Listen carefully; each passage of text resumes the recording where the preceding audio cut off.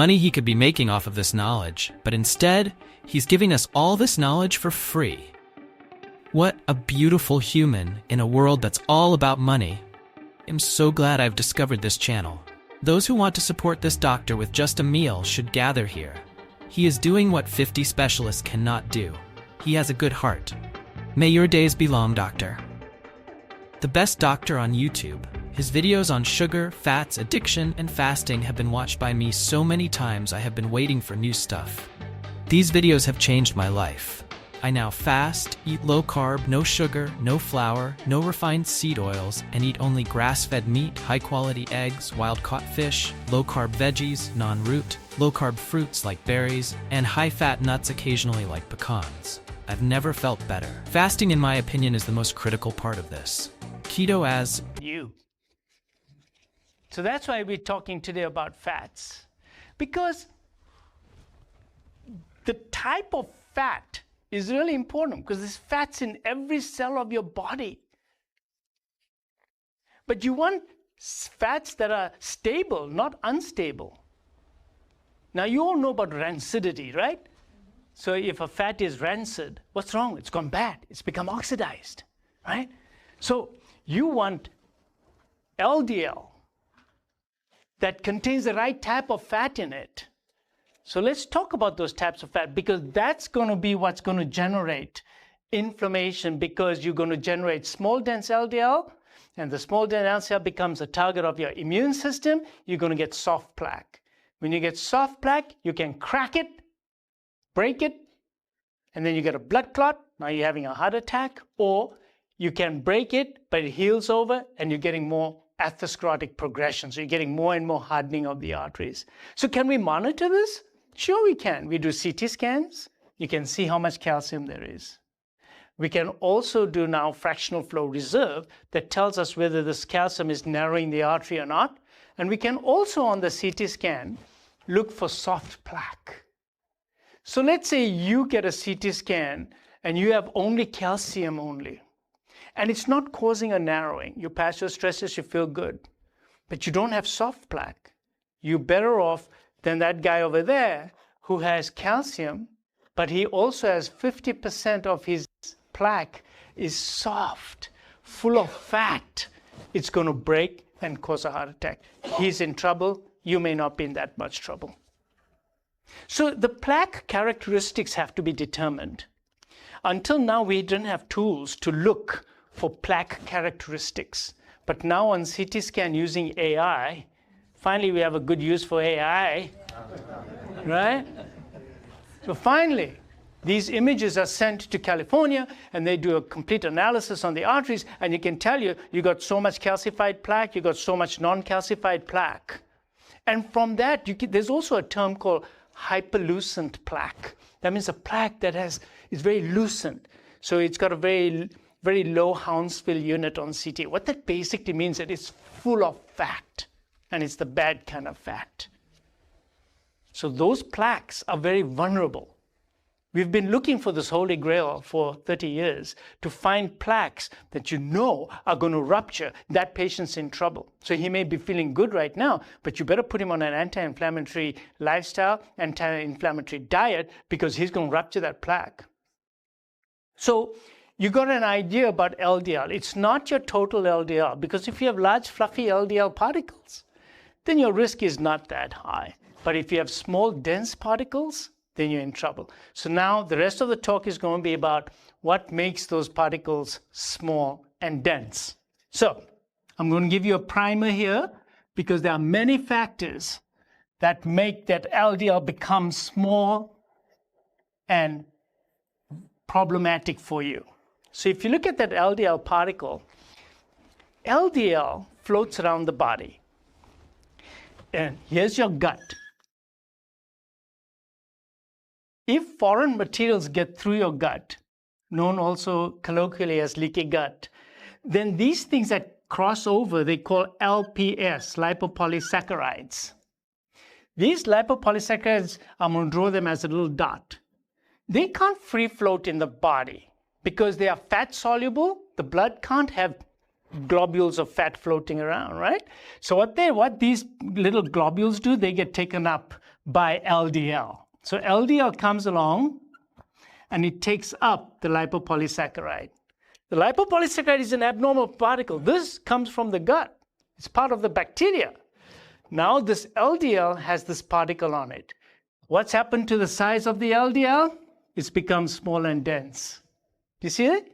It's a deranged LDL particle. Your LDL became damaged. So that's one cause if you have a leaky gut. Another cause of damaged LDL, glucose. So this is one scenario. Scenario number 2, here's your LDL, minding its own business, but you go and eat too much sugar because you love sugar and you're getting spikes in your blood sugar. It glycates the lipids that are in the LDL. So glucose attaches itself to this. And you all know about this because you measure your hemoglobin A1C. What is hemoglobin A1C? It's the hemoglobin and sugar is attached to it now. Well, you think sugar only attaches itself to hemoglobin A1C? No, it attaches to every cell, every protein, every LDL molecule. The sugar attaches itself. That's why sugar is so bad for you. Look, if you really want to know how long you're going to live and how healthy you're going to live, you better know what your sugar levels are. Your fasting sugar is one of the most predictive of who's going to live a healthy life and how long you're going to live is your fasting sugar. If you tell me, oh, my fasting sugar is fine, it's 110, not bad. No, it's too high. It needs to be less than 95. Less than 90 is even better. So you got to answer, why is glucose bad for you? Because when the blood sees a lot of glucose, every lipid in your body is going to get glycated. Every protein gets glycated. What do you mean by glycated? That means the sugar attaches itself to it. That's why glucose is so bad. If you really want to know what's going on in your bodies, and if you're really concerned about your health, you should also do continuous glucose monitoring. So that if your glucose is doing this after each meal, and say, oh, my A1C is fine, I'm not a diabetic, but my sugars are fluctuating all the time.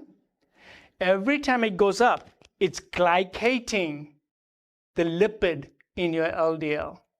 And your LDL becomes damaged. Plus, every protein in your body gets damaged as well. Everything gets damaged by the high sugar. The higher the sugar, every molecule in your work can't work properly. Every protein cannot work properly because it's glycated. So glycation also destroys the LDL particle. The LDL particle. And don't think that glycation only occurs with proteins, which is what many people think. Glycation occurs with lipids as well. So a lipid molecule, fat, gets attached to sugar. Now, I'll show you why the type of fat is very important. Because if you take a saturated fat and put sugar on it, it's not going to affect it that much because there's no bonds there that are open for interaction. But if you take a bad type of fat and now you put sugar over there, now you got double whammy. Not only is the sugar there, but you also got the bad type of fat. A fat that's polyunsaturated. That's what we're going to talk about in a few minutes. So I'm giving you a little clue as to why your LDLs get bad and damaged, because you got a leaky gut. And many people will disagree with me on this, but this is a proven fact. Number 2, glycation. Glycation is really bad. And the third thing is oxidation of the LDL. Oxidation due to oxidative stress. So that's heavy metals that cause oxidative stress in the body. So there's lots of other reasons too, but for the talk tonight, I just want you to know that healthy fats, they find it very difficult to become oxidized. But bad fats, which I'm going to show you today, are the ones that get easily damaged by lipopolysaccharides and by glucose. So let's dive into the fat and I'll show you that. Let's put the screens down for a second now. And I'm going to start with the slides and show you the data on the fats and why they're important. All right. So let's take vegetable oils because that's what today's talk is about. You have saturated fat, monounsaturated fat, and polyunsaturated fat. I want you to remember this now. Saturated fat, mono and polyunsaturated. What is polyunsaturated? That means they have lots of empty spaces in there that can interact with other things. It's not a stable molecule. Monounsaturated means that they have one bond available for attachment and interactions. So, the good, the bad, and the ugly. The good, the bad, and the ugly. All right? So, soybeans has 18% saturated fat, monounsaturated 24%, but look, a 58% polyglyceraldehyde, same thing. Formation of advanced glycation end products. There are three main ways that these bad boys get created. Sugar, and then fructose. Look, pay attention. Fructose. I'm a fruitarian, I eat lots of fruit. 2 fruits for breakfast, 3 fruits for lunch, another 3 fruit in the evening. And what happens? These people come to see me and they're sick. They either have dementia, coronary artery disease, they've had a stroke, they're obese, they have fatty liver. Fruit should only be consumed occasionally. That too, whatever is in season, not something that was picked 6 months ago. Fruit, limit your fruit intake. Fructose, major pathway by which you get advanced glycation end products. So all these affect your LDL particles, they affect your mitochondria, total body dysfunction. Now, look at this one here, lipid peroxidation. See, your fats in your body. Your fats, once they get oxidized, they produce advanced glycation end products. So fats, don't let your fats get oxidized. Now, which fats get oxidized? I showed you right in the beginning. Which fats get oxidized? Polyunsaturated fats, monounsaturated fats. Saturated fats cannot get oxidized. You can put a teaspoon of ghee on your plate and it will be there a month later, it's still okay. It's still okay. It hasn't become rancid. You take a little bit of walnut oil, within 1 hour, it's rancid. You take any of the vegetable oils and leave them out in the open, in a matter of hours, they start going rancid. What does rancidity mean? That means they're getting oxidized. Do you want to consume fats that easily get oxidized? Because then you're going to get lipid peroxidation that's going to cause advanced glycation end products. Or do you want to consume fats that are very stable in your body and are not going to get oxidized? Oxidation is very important. Oxidation equals aging. Oxidation equals rusting. You're rusting. You want to rust quickly? Or do you want to rust slowly? The difference is oxygenation. And oxygenating what? Lipids. You are as old as the rate at which you are oxidizing your lipids. So you better be careful what you do with the lipids outside in your kitchen and which ones you're consuming and putting inside your body. And once it's inside your body, you got to also prevent oxidation by making sure your sugar levels are good and keeping that level nice and low. All right. So you see what I'm trying to give a picture here is, we think aging is all about other things. I'm telling you, aging is multifactorial, but one of the major issues as to why you get sick and why you're getting old quickly and premature is because you're rusting, and you're rusting because the lipid peroxidation process has been unrecognized. Lipid peroxidation is unrecognized. Now we got to put this on the map. Advanced glycation end products are harmful molecules. Look what they do in your body. Once you get these advanced glycation end products, in which fats are playing a huge role, because of oxidative stress, inflammation. I told you if you have inflammation, your plaques are going to rupture. It causes apoptosis, which is cell injury and destruction. Premature aging. Yeah, thank you. I'm trying to stay young. Give me some Botox. Cardiovascular disease. Get heart disease. Right? I get heart disease. Fatty liver.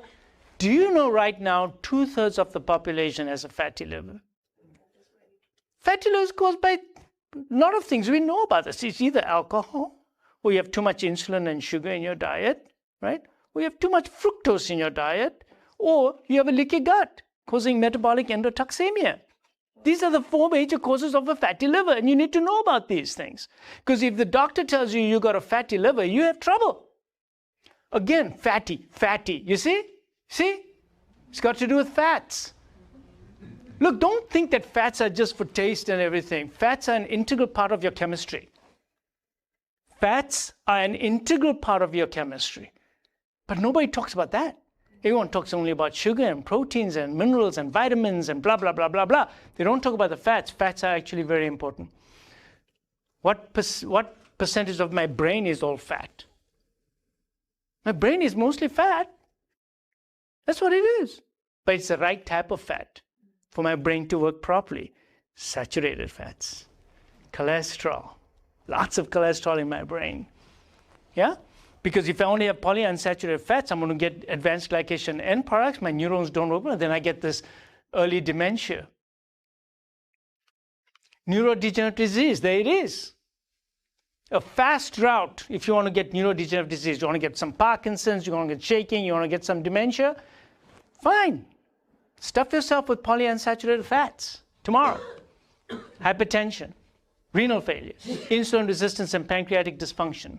All these are caused by advanced glycation end products. They promote mitochondrial dysfunction. Now, your mitochondria, let me explain something about your mitochondria. Mitochondria are found in all cells of your body. I'm so tired all the time. Your mitochondria may not be working well. It's not because you're depressed. Now, the mitochondria has a lot of proteins in them, inside, and they have a lot of fats in them as well. So when you get the wrong types of fat in your mitochondria, you're going to get mitochondrial dysfunction. When you get mitochondrial dysfunction, you have no energy. If you don't get good mitochondrial function, you're going to get a lot of reactive oxygen species. You're going to get epigenetic changes. You're going to age quickly. You're going to get disease. You need good mitochondria. Mitochondria. Your mitochondria use what? What do the mitochondria love to use for energy? You're going to say sugar, sugar, sugar, glucose. It's not. It's fat. It's fat. So, reactive oxygen species, if you get mitochondrial dysfunction, you also get reactive oxygen species, nitrogen reactive species, so that makes your blood vessels all, you get hypertension. You get hypertension. I see my patients and they have hypertension and say, oh, it's essential hypertension. And then I change their fat intake, make them change the food, what they're eating. I make their sugars come down, make their insulin levels come down. I reduce their entire body fat constitution, and lo and behold, their blood pressures go away. We can treat high blood pressure, but it's hard work. Without drugs, we can do it. By the way, talking about that, I told you about polyunsaturated fats, right? If I give you some polyunsaturated fat right now, drink it up or in something, how long is that fat going to stay in your body? Take a guess. 5 days. 600 days. So you want a turnover. I want all my adipose tissue to be composed of saturated fat and not polyunsaturated fat, linoleic acid. I don't want linoleic acid in my body because that's a polyunsaturated fat. You're going to have to work hard. And don't think that you can do this in 1 week and my adipose tissue is now all healthy, non-inflamed adipose tissue. No. It may take up to 2 years. Depends how much of it you got and whether the final expression of it depends on how much of it you have in you. So don't take it lightly. Because you may consume polyunsaturated fats and say, yeah, but I burnt it up. No, you didn't. You stored it and it's going to be there for 2 years. So, extracellular damage, maturation, collagen loss. Oh, let me tell you about collagen loss. You don't want wrinkles? Then don't have advanced glycation end products because they destroy the collagen. They destroy collagen. So people who have a lot of advanced glycation end products, means the sugars are high, they have the wrong types of fats in their body. They have small, dense particles. They get wrinkles. They're basically getting old. The collagen's all gone. When the collagen's gone from your arteries, you get hardening of the arteries. You get digestive dysfunction. You can get hypertension. Collagen, very important. Elastic tissue loss. It's part of the aging process. So these are the pathways which I told you about already. And these are the chemistries of it. And let's move on. Alcohol consumption I mentioned. Now, look at this. Endogenous production of advanced. Look, I put down alcohol, liver disease, cigarettes. Why are cigarettes so bad for you? Because they create advanced glycation end products. And look what else causes it. Omega-6 fatty acid diet. You have a high fatty acid diet, you're going to get a lot of advanced glycation end products, and you're going to get all the diseases that I've mentioned. So, You want to prevent endogenous glycation products. Keep your sugar low. I already told you that. If you have any doubt, do continuous glucose monitoring. You'll be surprised. So let me tell you. She came to me and she eats potatoes. Her blood sugar didn't go up. She's not diabetic. Didn't go up. Her neighbor was eating the same potato. Her sugar went up to 200. She's not diabetic either. Both have the same hemoglobin A1C. What's the difference? You react differently to potatoes than she does. And vice versa. When she drank skim milk, her sugars did not go down, but yours did. So everyone reacts differently. Why? Partly because of the microbiome that you have in you. And the only way you're going to know these differences is if you do your continuous glucose monitoring. So who should do continuous glucose monitoring? Where you put that little disc over here and on your computer you can see it.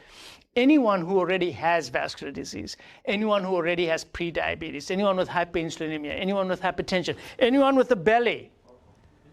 Anyone with a belly. If you have a belly, you need continuous glucose monitoring. End of story. Okay? There you go. Because you know that what's driving this is a periodic increase in your glucose, which is causing insulin secretion. Insulin is a storage molecule. Between the two of them, they're going to cause fatty liver, and then the fat will go over into your omentum, and you'll get a big belly.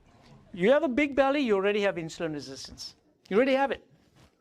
You cannot afford to have a belly. You cannot have a belly. I'm just telling you right now.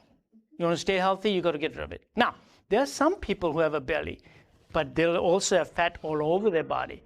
And that's a small percentage of people. About 15% of people are metabolically healthy, obese people. So they have fat, but watch. Their fat is under the skin, and you can grab it. That's under the skin. But these people, the shetiyas that have that big belly, their fat is inside, so it's tight. Tight. What you cannot grab is dangerous. So go home and try it out. Do your grab test. Or grab it on each other.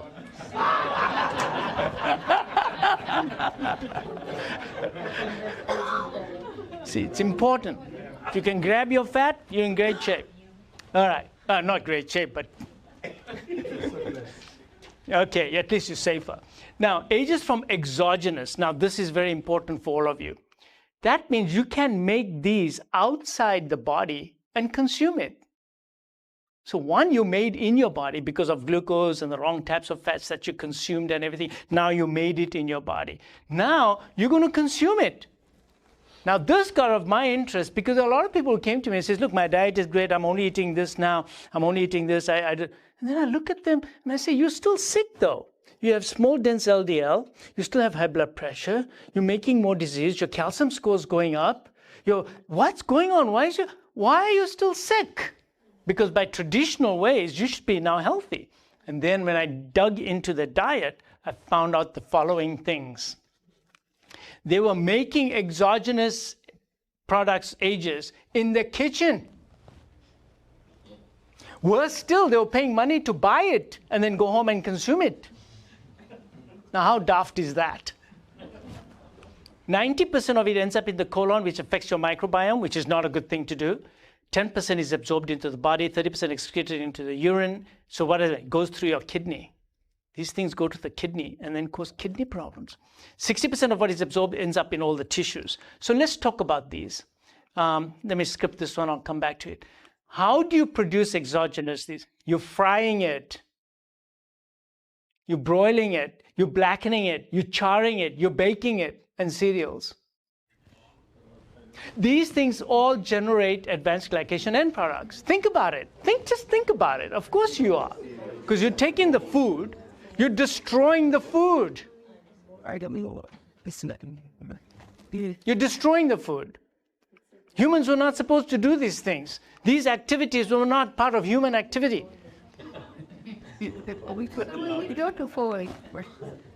So, now, animal foods are naturally high because they themselves have advanced glycation end products. We all do, so long as you're alive. But processed foods, full of this. because they take it and they're putting it into the oven and they're making something out there in commercial ovens and whatnot. They're creating at high temperature the union of what? Fats, glucose, and protein. And when you combine the three of them, what you produce? Advanced glycation end products. Look, today you learned something new. You learned about advanced glycation end products. How many of you already heard about it before? 1, 2, bus. That's enough. Now that's a shame. No, that's a downright shame. Because the damage done in the body, whether it's due to glucose or whether it's due to eating bad, inside or outside, is all through advanced glycation end products. That's the pathway.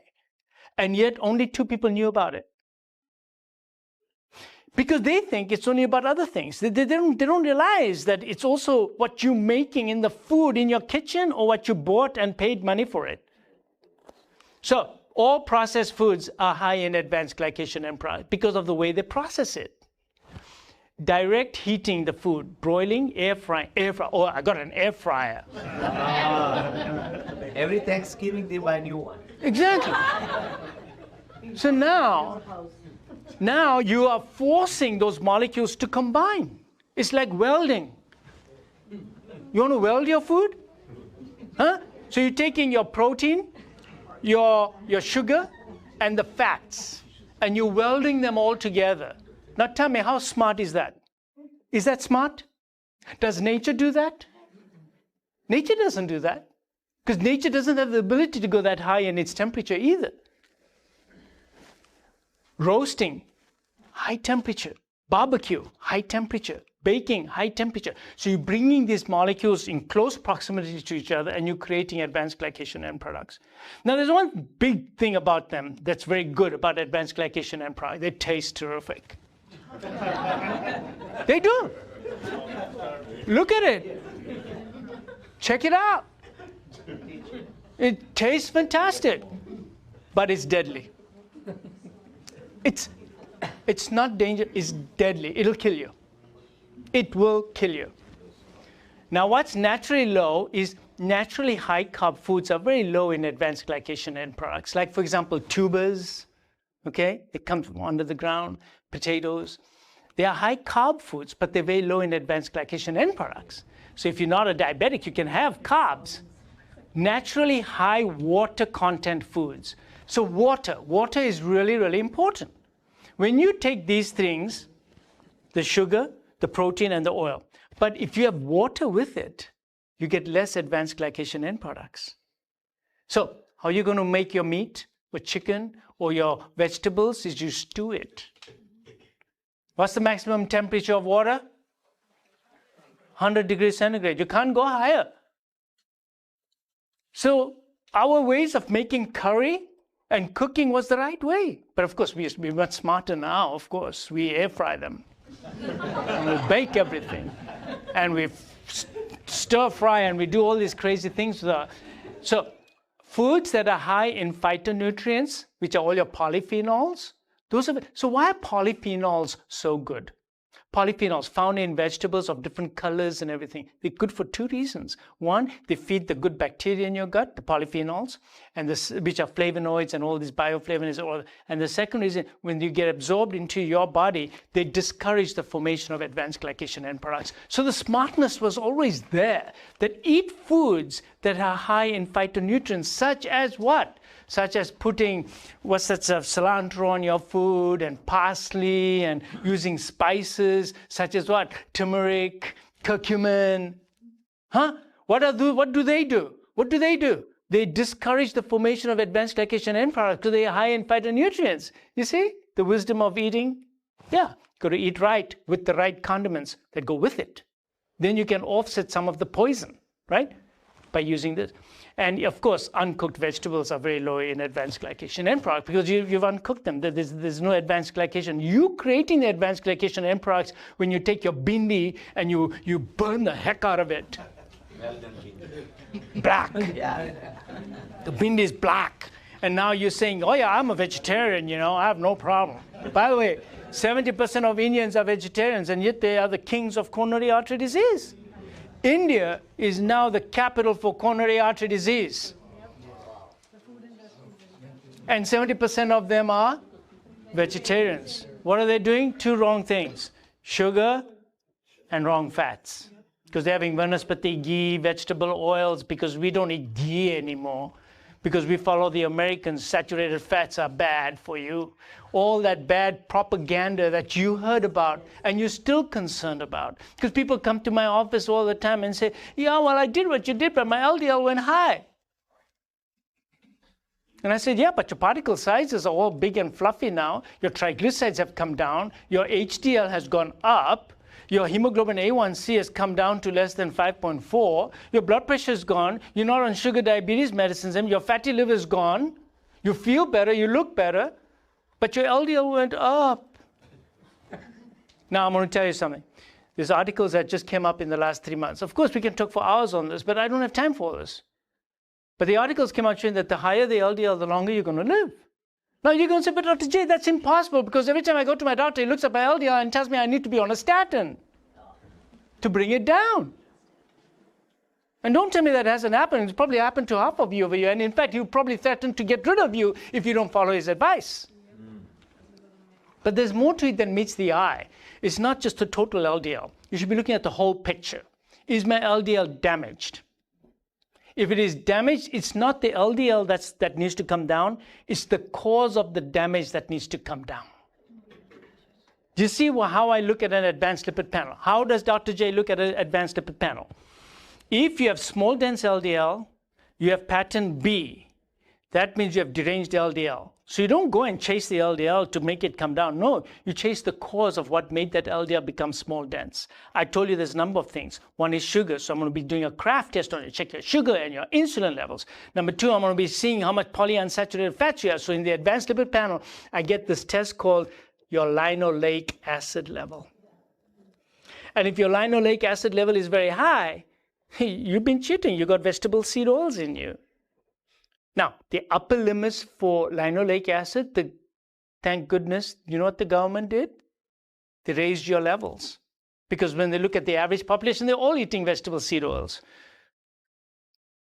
Today, at the turn of the century, less than 3% of your entire energies would come from polyunsaturated fats. Today, 20 to 30% of the calories in many of the populations in America is coming from fats. The bad ones, the polyunsaturated fats. It's terrible. See? So, it's very important that you understand what I'm saying, because it's going to change your whole future. How you shop, how you cook, and look at the overall picture. When you look at the advanced lipid panel, you must ask for that in your doctor's office. When you look at your advanced lipid panel, you got to look at your particle sizes. You got to look at your omega-3, lipoprotein little a, CRP level, to get a better idea where you are, and your linoleic acid. Then you make a decision. And usually, reducing LDL is not the solution. The solution is to improve your triglycerides. So if you look at the risk of heart disease, you know, we talk about hazard ratios, right? The hazard ratio for high LDL is 1.29. That means you have a 29% increases compared to the other people around you. High triglycerides, it's 1.8. So which one do you want to bring under control? It's your triglycerides. And how do you bring triglycerides? What is triglyceride? I told you in the beginning, if you all paid attention, triglycerides are the glycerol with 3 fatty acids there, right? You got to get those boys down. And you got to make sure that the right boys are on that triglyceride. Right? The right type of fatty acids. All right. So let's look at this. Burgers and chicken nuts.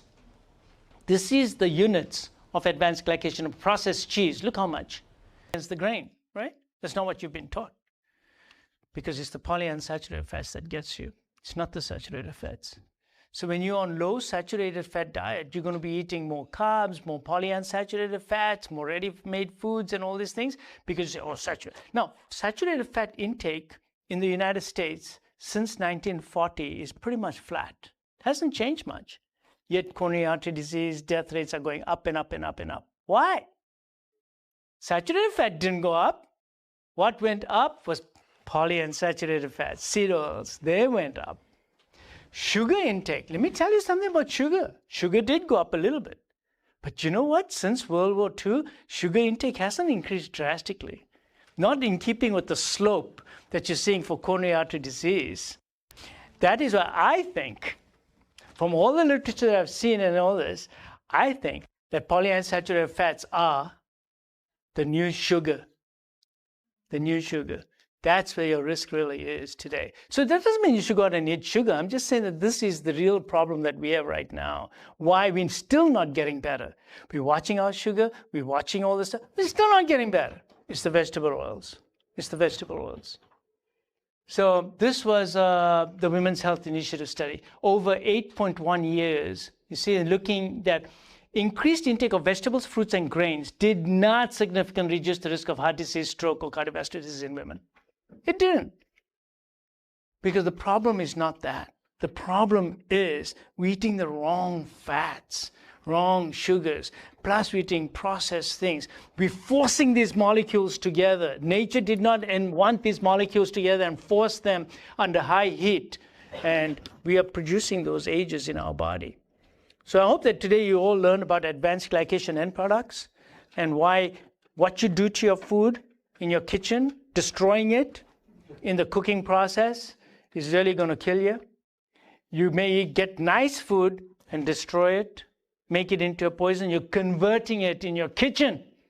Stop converting good food into poison in your kitchen. Pay attention to this. Watch your cooking methods.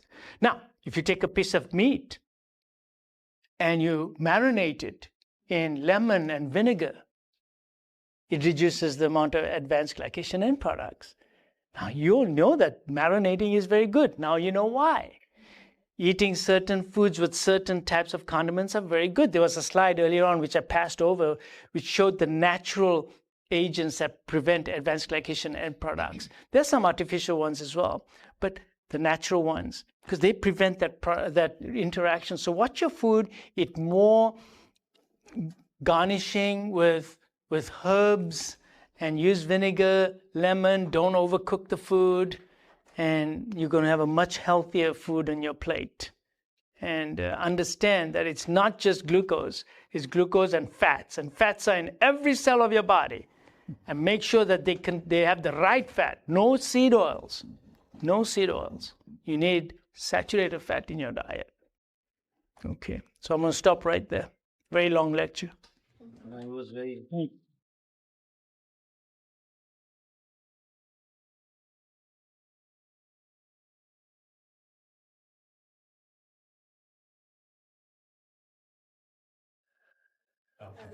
Oh, great question. Pressure cooking. Now, pressure cooking, yes. Because all you're doing is increasing the barometric pressure inside the cooker, but it's still steam, and steam cannot go more than 100 degrees, right? So you're fine with that. No, you're not. Does it come out blackened? Does it come out brown? No. As long as you're not burning it in there, you're fine. Any moist heat is good. So all lentils need to be pressure cooked because you get rid of all the lectins in it. You get rid of all the lectins. Also, whatever you put in a pressure cooker, you should soak it the night before as well, because that also lessens the amount of lectins in it. Yeah.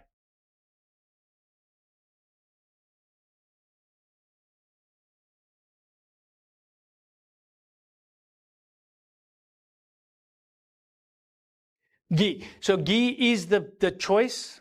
The ghee for vagar and for cooking should be ghee. Ghee is your oil that you should go for, and you should make ghee at home from grass-finished butter, and that's it. And the second part was the dried fruit. Walnuts. Okay, so dried fruit. You know, you can consume so much dried fruit. If I gave you those real fruit like that, you'd never be able to eat it. It's all empty calories. It's going to get a lot of sugar in it. Dried fruit is not a good idea. You should not eat it. Almonds and walnuts. Almonds and walnuts. Okay, good question. Walnuts have oil in it that rapidly becomes rancid. So your oils that are in the walnuts, you got to be careful. They very easily become rancid. So walnuts, you can have just a few. The bad ones are actually what you think is almonds. Almonds have a lot of oxalates in it, and most of the almonds and nuts that you guys are eating, if you look at the box, it'll tell you it's got cottonseed oil. So they put cotton cereal, they douse it in, and then they put it in the oven and they roast it. So if you're going to have nuts, try to eat raw nuts. And if you're going to roast it yourself at home so you know what you're putting in it. But nuts should not be roasted. What the high temperature roasting causes advanced glycation end products. So all those nuts have them. Eat raw nuts, which is what we were taught back home. Also like all the knowledge, like you soak the almonds overnight. Yes. You soak almonds overnight, you will be reducing the amount of oxalates in it and other lectins.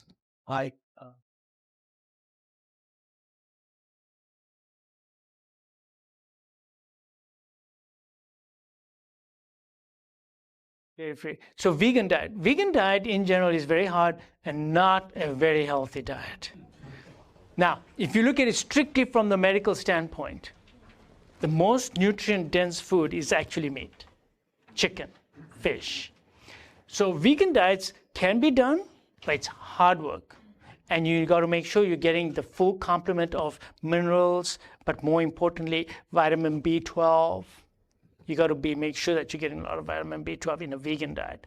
So veganism also, unfortunately, has a lot of processed foods in it. So a lot of vegans come to me, and when I ask them, give me a list of all the foods you eat, it's all processed foods. So veganism is possible, but it's a tough diet to do. Vegetarianism, probably a little bit better. Probably a little bit better because you are allowed some animal products. But again, if you're going to do these diets, you really need to get your blood tested. You really need to make sure you're not eating processed foods. Make sure you're doing nutritional assessment. These are nutritional assessment tests you can do. It's a blood test. What amino acids are missing? Which antioxidants are missing? Which minerals are missing in my body? Which vitamins are missing in my body? And you need to do that. The people who I see that have the best profile are those who are actually eating some meat, because they get just about everything. They eat liver, they eat meat. So it's different. It's not what you want to hear, but it is true that the best medically directed diet is actually one that contains meat in it. So you can do vegetarianism, but I told you already, 70% of Indians are vegetarians and they have a very high incidence of coronary artery disease. Why? Because they're eating the wrong foods, they're eating processed foods as well. And the dairy-free? Oh, dairy. So dairy, okay, fermented dairy, hands down, the best thing you can do is ferment dairy. And you should probably have that every day. Because in the fermentation process, you're getting rid of lactose as well, and you're generating a lot of postbiotics, and you're getting probiotics in it as well. So the ancients always told us, you don't have to drink milk when you're an adult, but you can have dahi, you can have yogurt, which is very healthy. So I have no problems with that, but don't drink milk. You don't need to be drinking milk. Now, there's also other caveats about dairy, which we can go into one day, because goat milk is much better, goat cheese is much better than cow's milk, A2 is better than A1. And if you're really concerned about milk, there's a test you can do which breaks it down into which kinds of milk products you can and cannot have. So some people, they do that blood test. One question, Carl.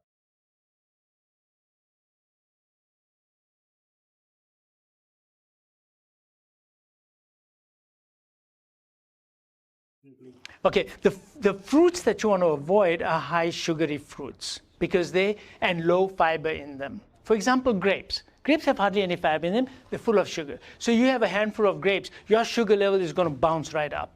Okay, now his may not, but your physiology is different, right? So high glycemic index fruits are like grapes, then mangoes will drive your sugar up very high. It's the fructose. You see, fructose is metabolized only in one organ in your body, basically, it's your liver. And it gets converted into fat right away. And then it produces uric acid as well. It produces also the advanced glycation end products. Fructose is only supposed to be consumed in the fall, ready to go into hibernation. But you don't go into hibernation. So why do you need something that prepares you for hibernation? So leave it for the bears. So I say you can have some fruit, but eat it seasonally. And eat fruit in its original state. So don't juice it. Because when you juice that thing, You basically put it in that thingamajigger, and now all that fiber is gone. Basically, it gets cut into tiny, tiny pieces. So now, when it goes in, the K cells in the duodenum sees all that stuff coming in, produces a bunch of insulin, and that insulin is going to make you get a fatty liver and gain a lot of weight. So you must always eat your fruit, never drink your fruit. So do I juice? I stopped juicing many, many, many years ago. Juicing is unnatural. Because first of all, there was no power sources in the caves. They didn't have 110 volts. So there's no way we could have evolved with it. One question, Sakina.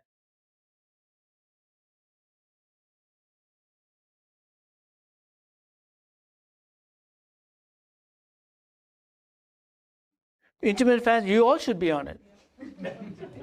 It's the natural way to live. I'm going to say that again. The natural way to live is to be doing intermittent fasting on a daily basis and more aggressive fasts intermittently to be done. That means every day you're supposed to become glucocentric and then ketocentric. Glucocentric, because that's how you're going to get that turnover of your fat cells unless you want them to stay there for 600 days. You're getting the idea? You have to do this on a daily basis because ketogenesis is going to give you mitogenesis, it's going to give you brain-derived neurotropic fat, it's going to give you stem cell mobilization. You have to do intermittent fasting every day. Your insulin sensitivity will be really, really good if you do intermittent. Now, what kind of intermittent fasting? 18-6 to start with. If you can't do 18-6, then try. You can do 12 hours. Better than that, after you do it, is to do 24 hours. So if you just eat once a day, OMAD, eating once a day. Now, unless you're pregnant and you're a growing child, then of course that's a different story. And then, depending on your condition, if you have diabetes, hypertension, coronary artery disease, dementia, dyslipidemia, these conditions, then you need to do more fasting. That means you do this, and on top of that, every 2-3 weeks, give me a 3-day water fast. 3-day water fast. 3 days of water fast every 2-3 weeks until all that visceral fat is gone, the stomach is gone. Food, oats also are very high in oxalates. So they have sugar, they have the bad fats, and they have oxalates. That's why I don't use oat stuff. It's not a good idea. Stay away. Same thing with soy. Soy milk? Who needs soy milk? But regular oats is good, right? Regular oats, a small amount, if you eat it, that's okay. If you don't have kidney stones, arthritis, and sugar problems, then it's okay. Or glucose intolerance or things like that, then it's okay. It's all right. What?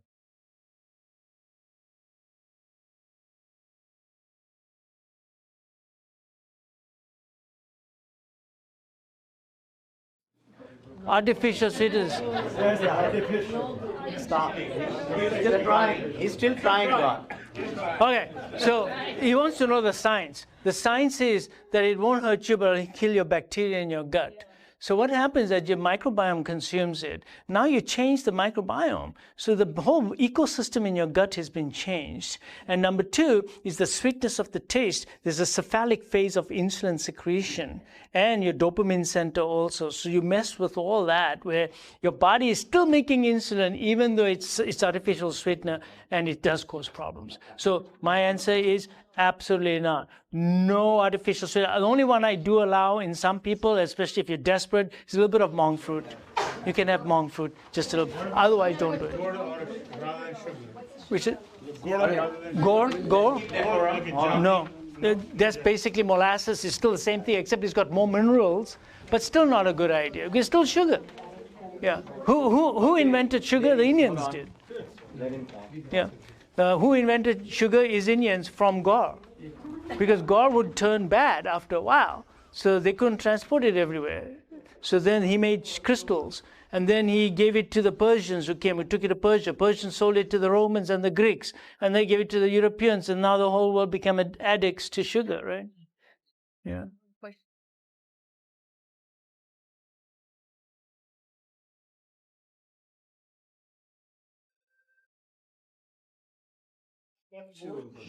Probiotic capsules, very good question. They are for the gut bacteria. The problem is that some of them get killed in the acid of the stomach, but they are still helpful because some will go down further. They can repopulate the gut if you need those. But the best way to bring them in, the good bacteria, is to give them food. Wherever you have food, everybody comes. All colors, races, religions, they all come wherever there's food. Same thing in your gut, they all come there. So give yourself lots of fiber, give yourself a lot of polyphenols, phytonutrients, then the good bacteria come. Because you see, your appendix is a storehouse of all your keystone species. So even if you did a stool test, for example, and it shows that certain species are missing, the way to bring them back or grow them, because you want the right ecosystem, is to feed them right. Now, there are some cases where I do give probiotic, but they're very specific strains. For example, Akkermansia muciniphila or Lactobacillus reuteri DS, number, I have it all written down. But those are only for specific cases. But as a general rule, if you want a probiotic, eat fermented foods. Look, you eat kefir, you're going to get 16 strains of bacteria in it. Regular yogurt will have 6 to 8. You eat sauerkraut, you eat pickled things, you eat balsamic vinegar, you're going to eat drink some kombucha or lassi every day or something like that. That's much better for you. But the capsules, not really, right? Right now, we haven't reached that phase yet. We haven't reached it that. We are not that sophisticated yet.